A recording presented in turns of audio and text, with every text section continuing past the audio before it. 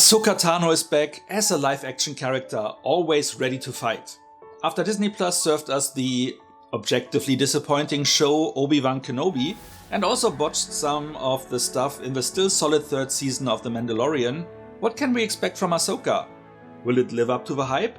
Will they do a good job continuing the storylines from Star Wars Rebels?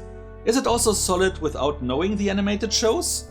Hi there, it's Micha. If you'd like to get my take on it, then join me for this review video.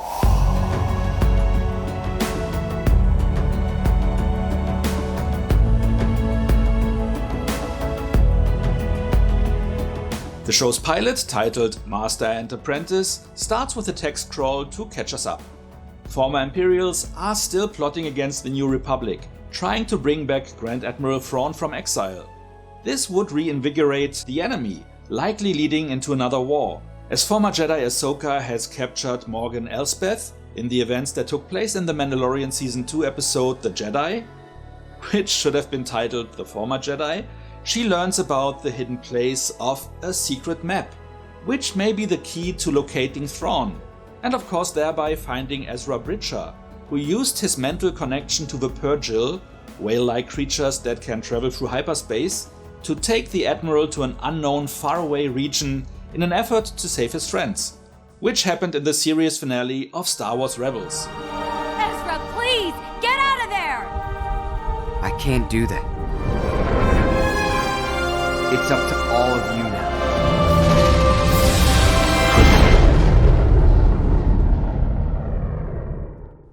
While Ahsoka manages to retrieve the map, which comes in the form of a sphere, from an ancient temple of the almost eradicated tribe of witches called the Night Sisters, Morgan Elsbeth, herself one of the last survivors of the Coven, is broken out of imprisonment by two Force wielders who kill everyone standing in their way.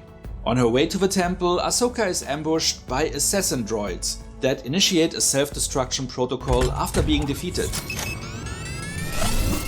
Though she manages to escape, with the help of her travel companion Hu Yang, a droid several thousand years old, the temple and most of the surrounding area is destroyed by a wave of fire. Soon after, the two are hailed by Hera Syndulla, a former rebel and now general in the New Republic, to join the investigation into the two Force wielders who appear to be a master and his apprentice. Hu Yang, having mainly supervised Jedi in the construction of their lightsabers in his past, tries to find out more by analyzing their weapon designs. Though he isn't familiar with the apprentice's saber, the master he could identify as Jedi, or better, former Jedi, Baylan Skoll.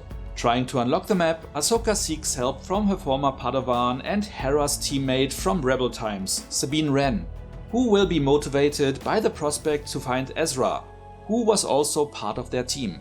Being a Mandalorian, Sabine is not only a fighter but also an artist and a free spirit.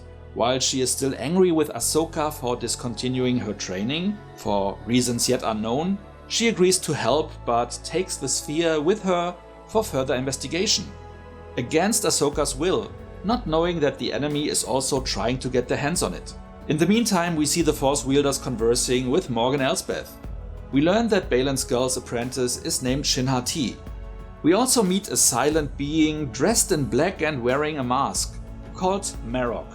Elsbeth then sends Shin to Lothal, where Sabine lives, anticipating Ahsoka reaching out to her. There, Sabine just has managed to unlock the map, which shows a connection between two planets in different galaxies. That very moment, she is attacked by assassin droids and the apprentice, so she calls on Ahsoka for help. Using Ezra's lightsaber, Shin Hati and Sabine engage in a duel, which ends with Sabine being pierced by Shin's weapon right through her torso, just as Ahsoka arrives, which forces the apprentice to leave, and also ends the first episode. We are up to a solid start, as the first part in this 8-part series did a more than solid job setting things up and also catching all viewers up to what they need to know about the backstory. This makes it a bit exposition heavy, and some viewers may find it a bit slow, but I liked it. Mostly. I recently caught up on the animated shows Star Wars The Clone Wars and Star Wars Rebels to get the background on Ahsoka and the Rebels team, which are major elements in this new story. The episode was filled with fan service details, small Easter eggs and nods to those shows, and while viewers without that knowledge may not pay attention to it, they also are not missing any vital information. Here's an overview of the most interesting details I was able to spot, though there are likely dozens more. Ahsoka's sidekick Huyang was introduced in the Clone Wars, also voiced by David Tennant, who is always doing a great job. Amon Calamari also made an appearance that appeared to be Admiral Akbar. The Defense Council is requesting an update on the incident, judging by the voice. Speaking of voice, Ryder Asadi, who was voiced by Clancy Brown in Star Wars Rebels, was brought in to also play the character. Now again the governor of Lothal, the position he also had before the Empire took over. Sabine now lives in Ezra's old place, the tower outside of the main city, where we can spot many details reminding us of the Rebels show, including his collection of clone trooper helmets. Ezra also had a strong tie to Lothal's animal kingdom, so seeing Sabine having a loft cat as a pet was also a nice touch. It was also likely a move to push new cute merchandise, but we are not complaining.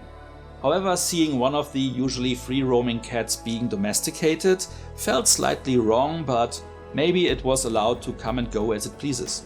We also see a recording Ezra made especially for Sabine, while in the animated show we only saw a message to the group, but both included the important but cryptic part of him saying that he counts on her, and which she realizes doesn't just mean to keep fighting, but also to bring him home.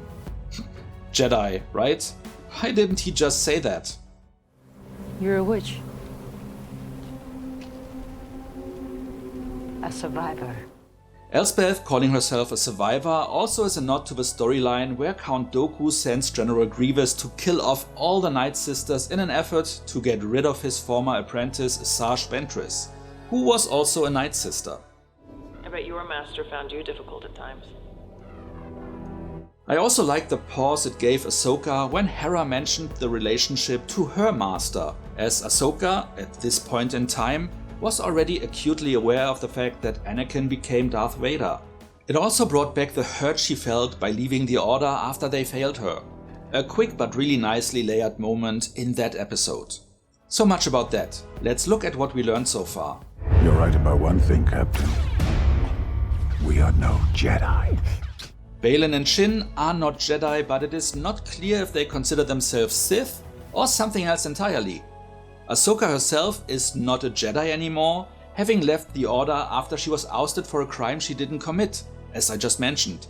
And then she refused to rejoin after proven innocent, feeling deeply disappointed by her kind.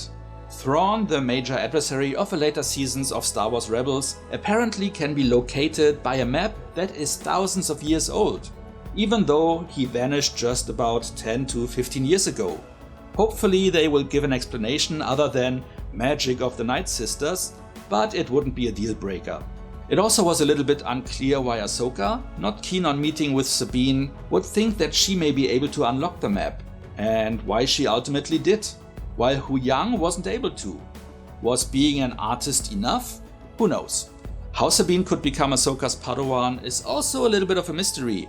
Sure, she was once wielding the Darksaber and therefore received some lightsaber fighting lessons from Kanan, the Jedi who used to be part of the Rebels crew, but it was never implied that she was Force sensitive. She was always a skilled fighter and lucky in combat, so you could argue that she has powers no one noticed before, not even Kanan, but maybe everyone can be trained as the Force is part of everything. It just might be harder? Maybe not being a Jedi anymore, Ahsoka can just take on whoever she likes as a Padawan, just training her to fight though she has no connection to the Force? This all remains to be seen. The only complaint about this first chapter would be that they used the old trope of two people not properly communicating to set up the plot. If Ahsoka would have mentioned that there are evil parties after the sphere, maybe Sabine would not have taken it to an unprotected location.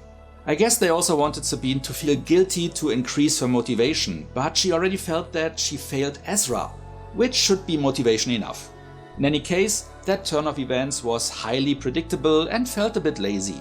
Technical aspects were solid though, with a proper portion of practical effects in it as well, which is always appreciated. And the acting is strong. Rosario Dawson continues to deliver a great live-action portrait of the well-known character, and Natasha Liu Bordizzo makes for a convincing Sabine. Mary Elizabeth Winstead is also doing her best, but I imagined Hera a bit differently. but this is mainly due to her special effects makeup and not an acting issue. And Ray Stevenson's presence is strong as Baylan Skoll, which unfortunately was one of his last roles before passing away this May. The episode is dedicated to his memory. Ivana Sakno as Shin Hati manages to portray the Dark Apprentice in a way that makes her appear both curious and naive, and also fierce and menacing.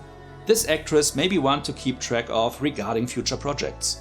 By the way, the title Master and Apprentice of course nicely references both Baylan and Shin as well as Ahsoka and Sabine.